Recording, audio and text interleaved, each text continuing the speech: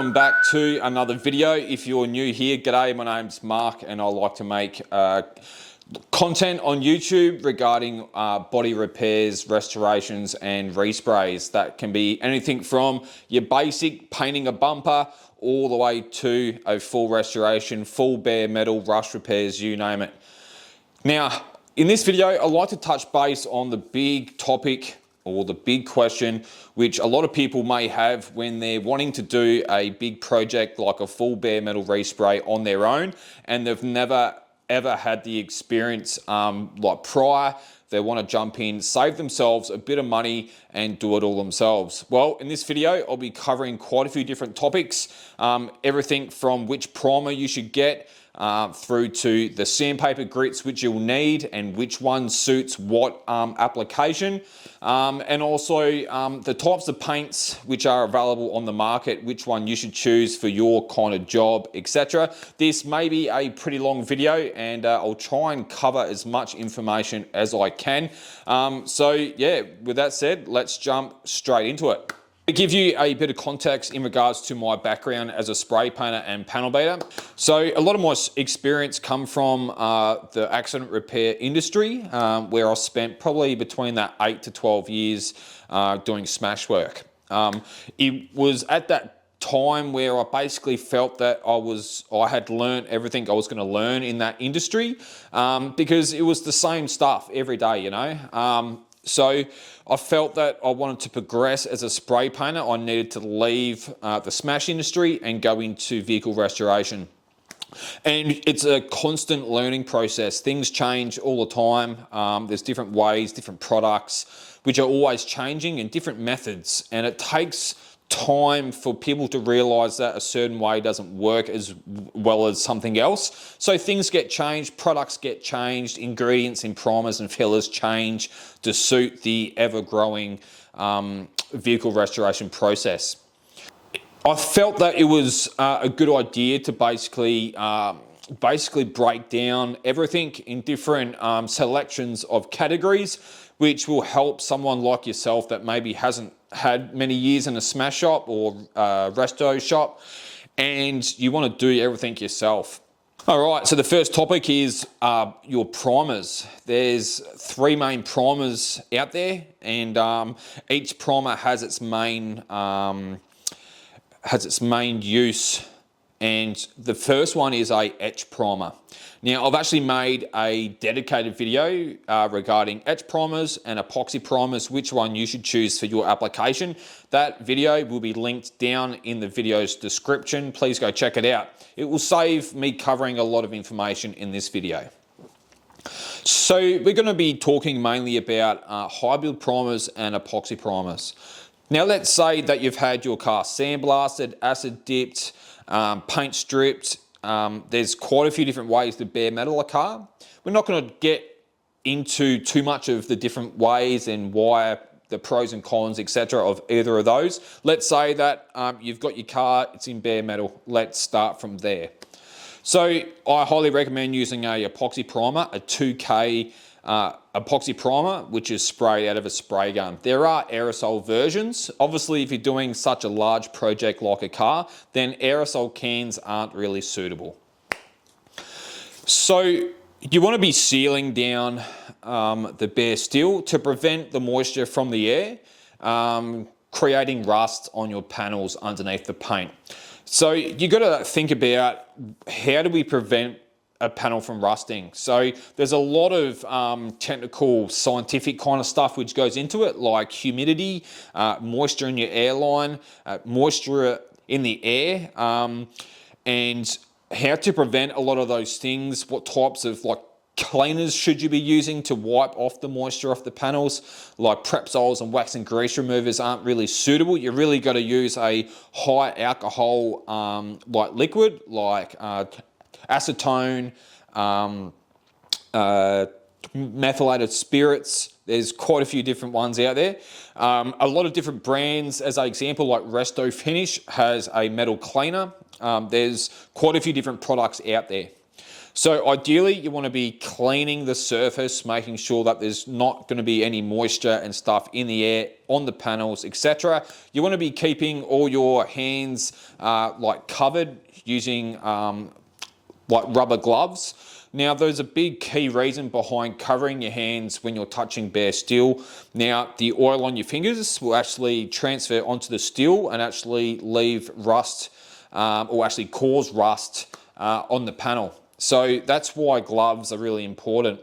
And just as an example, I remember when I was working in a resto shop quite a few years ago, we had a car come in and it was I think it was a HQ, I think it was, and it had rust coming up and bubbling all the paint up. So it was my job to paint strip the car in those areas, feather it all out, re-epoxy it, rust treat it, etc., and paint it again.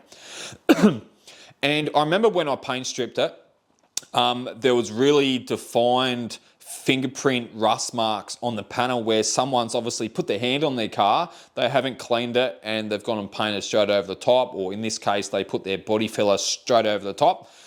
And it was actually really funny to see like the outline or the fingerprints of someone's fingers on the car in rust. So you want to be using a steel cleaner, a steel conditioner, and a rust remover. So there's a product called CAMS DE.OX.IT, which I personally use, have used it on many cars over the years, and it does a fantastic job. I've never had a comeback from that where I haven't done it properly or the product hasn't worked. It's been a fantastic product. And there's a few different ways that you can mix it and apply it. I'm not going to go into too much of the application and the ratios which you should mix it, etc. Like DE.OX.IT can actually be used as a concentrate. You simply pour it in a cup, use red Scotch-Brite and apply it. I've also made a video about that product, which I'll also link down in the video's description. All right, so your car's been steel cleaned, conditioned, it's been wiped down with either a steel cleaner, acetone or methylated spirits. It's time to put it in a epoxy primer. Now, a 2K epoxy primer is really suitable for bare steel, and what that does is it seals down all the bare steel. Now, epoxy primers, it basically has adhesion. It has adhesion properties in that primer to suit bare steel. So not all primers will stick to bare steel. So as an example, if you were to have a whole car in bare metal and just go and put your high build primer, a HS primer, over the top, then it's going to delaminate because it doesn't have the adhesion like properties in that primer. Now, look, yeah, if you've got small little rub throughs on a panel, then yeah, look, you can put a high build primer over small little bare metal rub throughs. In my experience in the accident repair scene, what I used to do when the panel beater gave me a repair and he had quite a few bare metal areas on a repair, what I would do is I had a aerosol etch primer can, and I would just put a dust coat of etch primer over all the bare metal areas before I go and put my high build primer on over the top. That way that the etch primer has etching properties suitable for steel to key into that and get adhesion. And then being that it's flashed off for about 10 minutes, it's going to gain adhesion when I go and put my high build primer on over the top. So that's another little way around that as well. So in a nutshell, the point that I'm making is epoxy primers are suitable for bare steel over large areas where your high build primers are not. Now, just to touch base on etch primer here, just a little bit. So yes, so etch primer is suitable for bare steel. It does have the etching properties for bare steel, but does it seal down the bare steel, preventing any moisture from going through and causing rust? Well, no, it doesn't. So etch primer is more suited for your porous steels like your aluminium and your stainless, zinc, galvanized steel, all of those kinds of things. There's a little bit more information in that etch primer versus epoxy video I've done in the video's description. All right, so your car's all been epoxy primed. You've basically let it sit for between 3 and 5 days. It's dried and it's cured, ready for sanding. What types of grits of sandpaper are available and which should you use to sand that epoxy so your body fillers stick? Now, some epoxy primers don't require sanding in order for you to put body filler over the top. Now, not all epoxy primers are like that. It's very important that you do read the technical data sheet available on the manufacturer's website in most cases for the epoxy primer that you're using. Now, I get a lot of questions on my social media regarding, can I do this, can I do that with this product? Now, as much as I'm very happy to answer those questions, the big question I ask to those questions is, well, what primer is it? What's the name of it? What's the brand? Does it have a special product number? And what I do to answer a lot of those questions is actually go on the manufacturer's website.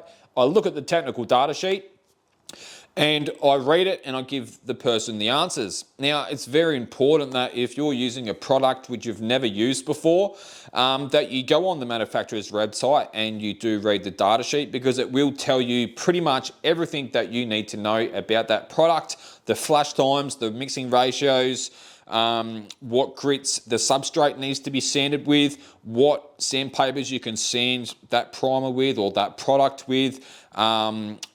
It tells you everything. So to answer a lot of questions that you may be wondering yourselves, well, read the data sheet. It's really important.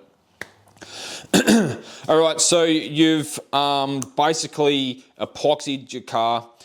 I do recommend using a sandpaper grit of anywhere from 180 to 120.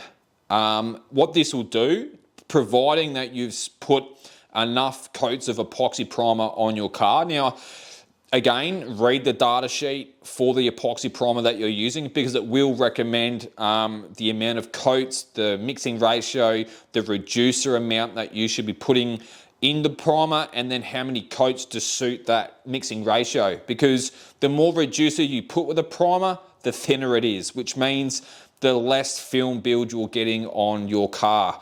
Which means if you've got a small amount of product on the car, if you go and start sanding it with a really coarse grit of sandpaper like 120 or something like that, then you're going to be sanding through that epoxy, which will break the surface and show bare metal, and you've defeated the whole purpose of epoxy priming it. The whole idea of epoxy primer is to seal down the steel so no moisture and contaminants can get down to that steel to cause it to rust.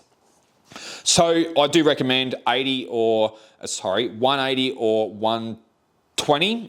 You can sand with 240 if you like, depending on the type of primer it is, whether it's a poly primer or a epoxy primer.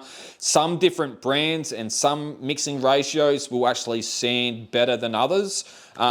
So look, I can only recommend products that I've personally used. The resto finish products are pretty good.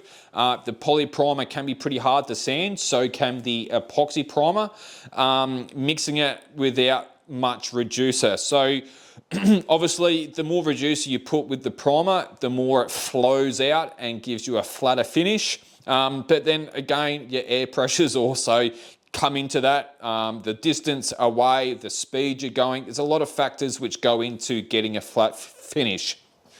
So if you've got a really coarse orange peely finish, yeah, you're going to be there for a little bit longer sanding that surface to get it flat.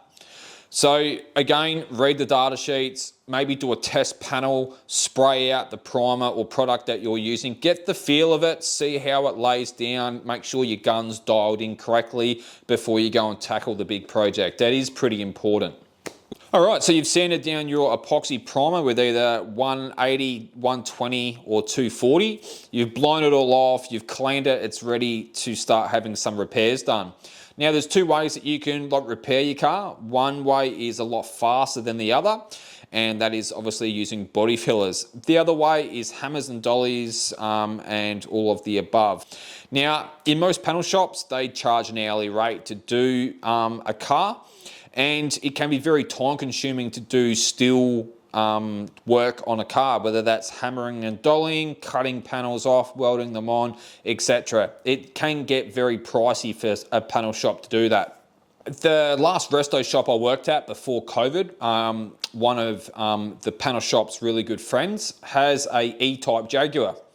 And I actually painted the front half of that car. It was actually pretty cool. Never painted an E-type Jag before, so I was pretty keen to jump on that one. But basically, in a nutshell, he had that car sent up to a prestige panel shop in Sydney, had the full car metal file finished. It cost him $100,000. 100 G's to metal finish a car. It's crazy. That's not even paint. That's just to get the panels dead straight, file finished. In a nutshell, fillers can be used to fill and fix repairs. Now you have three main body fillers. You have like your 3M Platinum Plus kind of filler, which can be used to fix your minor imperfections and dents on panels. You have fiberglass fillers, which are suitable for fiberglass substrates, and also if you've got a weld which is really low in a panel, yeah, you can fiberglass that to get it up about 70% up, and then use normal body filler over the top to fill the rest. You can use fine fill as well. Now, fine fill doesn't have the filling properties or like characteristics as a fiberglass filler or a ordinary body filler. Fine fills are really good for finishing like repairs, or if you've got pinholes, etc., stone chips that you want to prime over, etc. Wiping a bit of fine fill in with a razor blade can be a really good option. What kinds of sandpapers do you need to use to start, and what types or what grits do you finish with? Now, I always like to start with something really coarse and aggressive. Sometimes it's good just to knock the top off and then jump down a grit. At the end of the day, providing you're finishing a repair in either 180 or 240, that's going to be really suitable to put a primer over the top of. So in most cases, I'll start with 80, I'll knock the top off, I'll jump straight down to 120.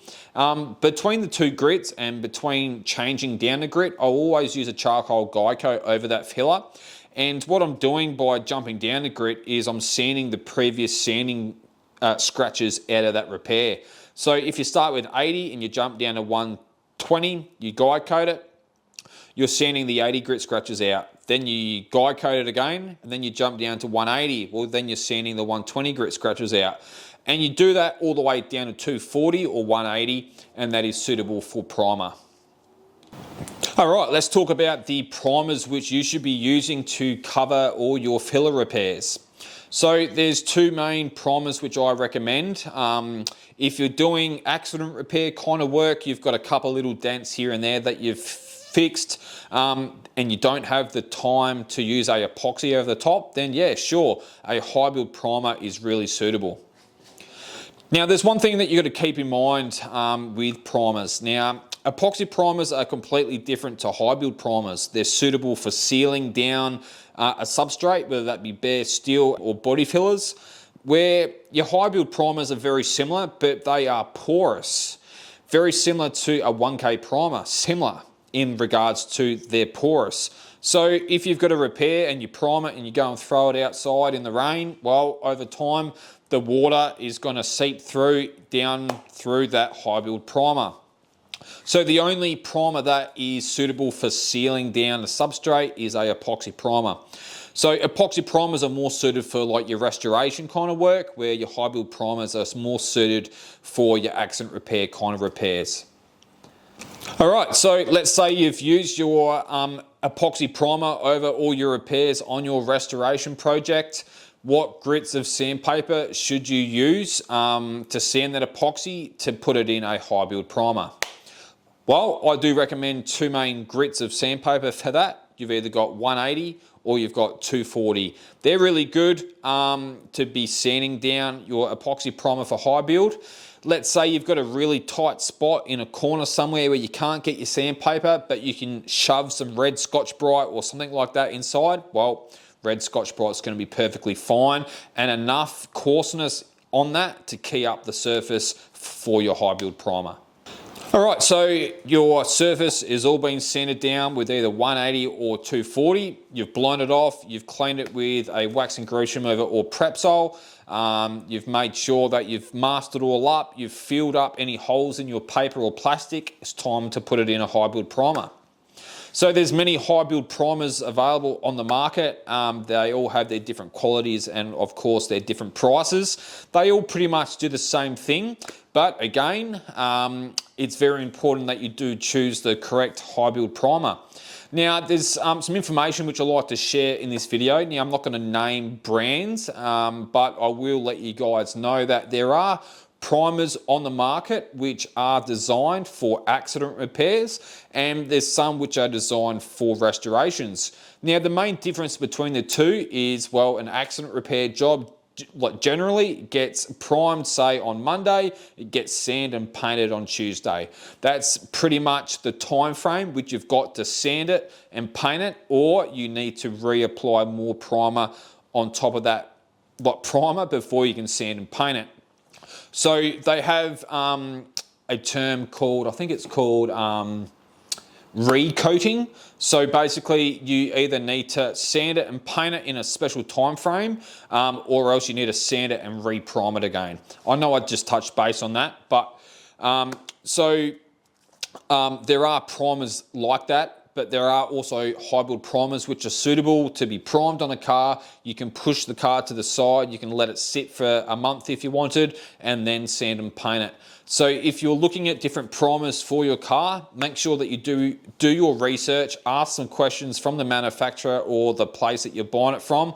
Ask a lot of questions about how long can I leave it before it needs to be sanded and painted, and all those kinds of things. Or do your research, check the data sheet and read for those kinds of things, because there are primers on the market which do have periods up to 72 hours before you need to sand and paint it, or sand it and reapply it.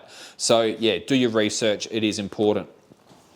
All right, so you've primed your whole car, it's all in high build primer, it's all looking really good. You've let it sit for, say, 5 to 10 days to fully dry. It's time to prep it up and start getting it ready for paint. What types of sandpaper grits do you need to use to get it sanded so you don't see visible scratches in your base coats or your paints after it's painted? So look, let's talk a little bit about the blocks and what blocks I recommend for your project. So I highly recommend using the Big Kid blocks. I've used them for probably 4 years now. I've got 2 sets, the Executioner set, the original version, and I've also got the polycarbonate version as well. They're a lot more rigid, less likely to break if you drop them, etc. They are really good. Everyone's got their different views on them. I personally really like them. Excuse me. And yeah, I quite like them. Jumping up a step, I do like the Kovacs blocks. I've recently got myself a vacuum sanding station, which I've been loving the new Kovacs blocks. I'll put a link for them down in the video's description if you want to check them out. Apart from that, the 3M Velcro rectangle blocks are also fantastic options. The Dura blocks are fantastic as well. Depending on the block, I'm a big believer of, if you use them for wet and dry, sometimes they can absorb some water and lose a lot of their shape. That's mainly with the longer blocks. I tend to use Dura blocks for a lot of my curved panels underneath body lines on HZs, etc. Yeah, just in curved panels, I like to use the teardrop block or the tubular block by Dura block. All right, let's talk about sandpaper grits. The big question, what grits do I use to sand my primer? Well, I like to block sand with 240. You can use 180 if you like. You are more likely to leave scratches in your primers, because at the end of the day, you want to be sanding a lot of those coarse block sanding scratches out with, say, 400 or 800. And sometimes if you're blocking with 180 and you go on orbital sand with 400 or 800, then sometimes you're not actually sanding coarse enough to remove 180. So I generally like to start blocking like primer down with 240. That way, when I jump down to 400 and 800, that's coarse enough to remove those 240 grit scratches. I found back in the day doing accident repairs, this was back many years ago when I was an apprentice, that we used to block down all like primer repairs with 180. And we were finding in some cases that the sandpaper brand and grits that we were using, 400 mainly, they weren't abrasive enough to remove those 180 grit scratches. So we actually switched from 180 down to 240 for that reason. So we were getting a much nicer, high quality job once it was painted.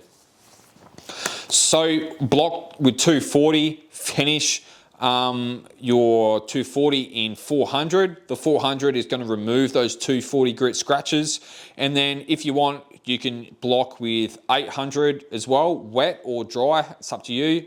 In most cases, you'll find that the primer will block up a lot of your 800 dry when you're sanding. And same kind of thing, sanding wet with 800 as well. In most cases, I'll use 800 wet, mainly around edges of panels, over body lines, around window frames, edges of panels, etc. All right, so the big question, should you sand dry or should you sand wet? Well, depends on how much mess you like making. I personally like to sand dry unless I'm sanding edges with 800. When I'm sanding edges, it's always wet. Now, it's just the procedure and the method that I've always done over the years. I find that it works well, it gets the job done, and you're less likely to sand through body lines and edges of panels using 800 wet.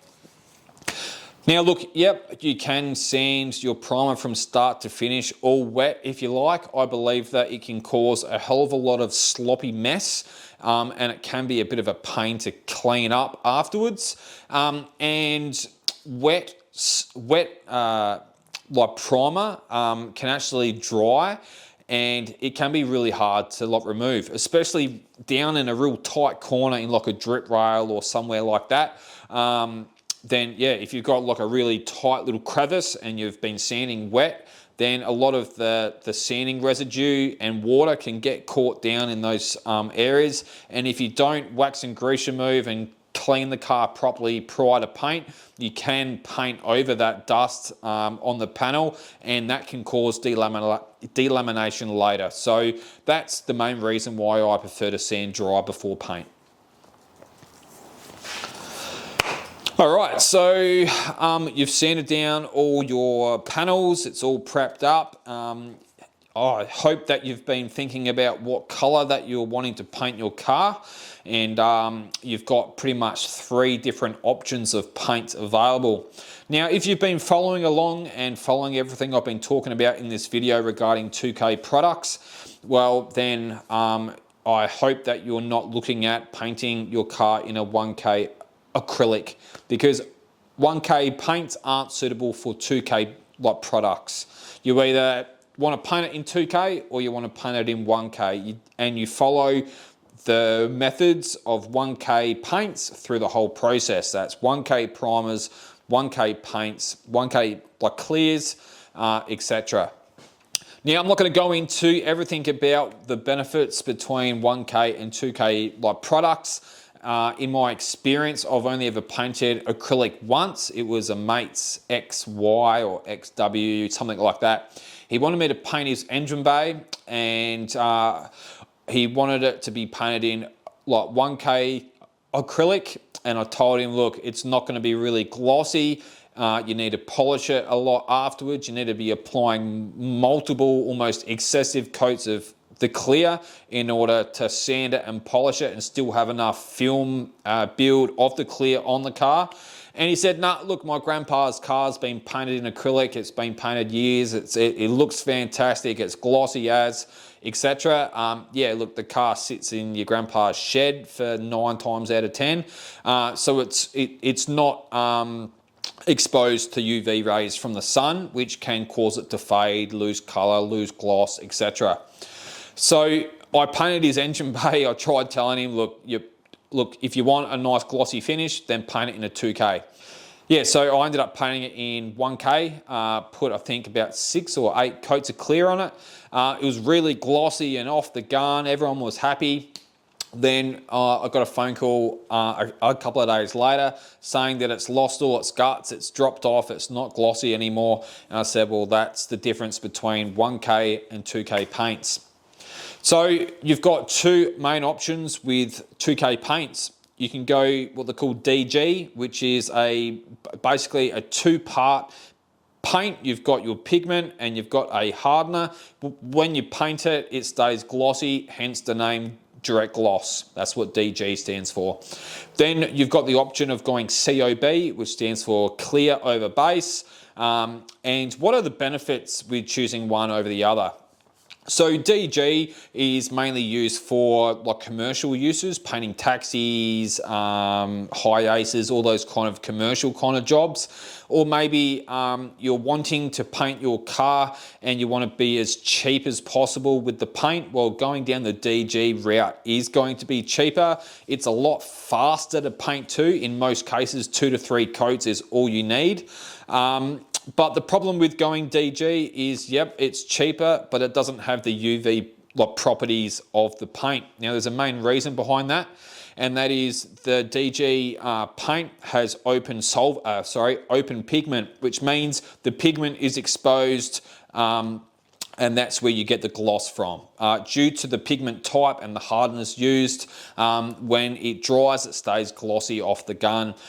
There's no real polishing needed. However, it doesn't have the UV properties as COB has. A lot of the clear coats, which is applied in a COB application, they're really designed to protect the pigment from the sun's UV. So you will get longer lasting paint jobs using a COB over DG. Now, talking about UV and how it affects paint, well, the UV will cause paint to fade and also delaminate the clear over time as well. So depending on the quality of the DG and the clear will depend on the quality of the paint job lasting a long time. So just touching base a little bit on the COB, the clear over base. So the paint job gets its gloss and protection from the clear coat. Obviously, the flatter the finish, the flatter the paint job's going to look. There are different types of clear coats for a COB application. You have a medium solid and a high solid. In most cases, you'll see on the label MS or HS. That's what the high solid and medium solid stand for. In most cases too, the HS clears are a much thicker film build, allowing you to put more coats, less coats on, but still getting the film build as well. So just as a reference, with the DNA paints clear coats, the diamond clear is a high solid, which means you can apply 2 coats of clear. It's going to have a great film build thickness. If you want to sand it and polish it, you can. And still have a lot of film build thickness on the panel. Now with the custom clear, it's probably my preference over the two, simply because it flows out really nice. You can really push it without getting solvent boil. It doesn't run as easy, but again, it doesn't have that film build thickness as the diamond clear or the HS high solid clear does. All right, so your job's all painted. It's been between 4 and 6 weeks and it's fully cured. Now that's based off, say, medium or fast speed hardeners used in your clear coat, and it's been baked. Now, if you're not baking, it does take a lot longer for the paint to fully cure and harden up, and that is the time when you should be doing your cutting and polishing. Now, I have done videos regarding denibbing and polishing on my channel, so they will also be linked down in the video's description. So let's talk about the grits which you should use for your cutting and polishing. So let's say you've painted your clear coat or your DG, you've got some orange peel on it, you didn't get that flat finish that you're after, you want to try and fix it without having to repaint it. So providing you put enough DG or enough clear coat on your job, you should be able to sand it flat and polish it up.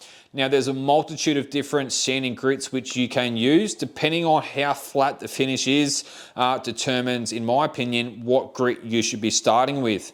Now recently, well last year I think it was, or at the start of the year, I went and helped another gentleman here in Melbourne. He had painted his ute all himself.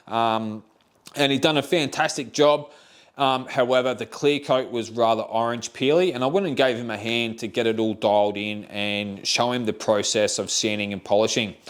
Now, in his application, due to the clear coat being rather orange peely, we ended up starting with a grit of 800. So let's say that you do have a reasonably flat finish off the gun, but you want that dead flat, big sheet of glass down your car. What grit should you start with? So I do recommend starting with a grit of 1000 or 1500 grit and working your way up the sanding grit stages. So in most cases, you have 1000, 1500, 2000, 2500, 3000, 3500, and I think there's even 4000, 5000. The detailers and paint correction people will probably see this and go, oh, I always finish in 5000. Look, you don't really need to finish in anywhere from 3000 and upwards. It does speed up the polishing process, but depending on the cutting compound that you're using, it can counteract the grits that you're using. So let's say you're using the high end, the best cutting compound out there. You can finish in 2000 or 1500 if you want, and that cutting compound will be aggressive and abrasive enough to bring that gloss back up and give you a nice finish. However, it is in most cases a better option to either finish in 2000 to 3000 grit. The finer you go, or the higher number of sandpaper grit you finish in, the faster it will polish up and give you a better result. All right, guys, that pretty much sums up this full guide. I hope you've all enjoyed it and maybe learnt something. If you have, please do me the favor and subscribe if you haven't, and leave me a like and a comment. Maybe there's something else that you'd like me to make a video about, and yeah, leave that down in the comments. And I have linked a heap of videos down in the video's description. Go check them out. There's also some really great information there as well. You guys take it easy. Thanks for watching, and I'll see you next time.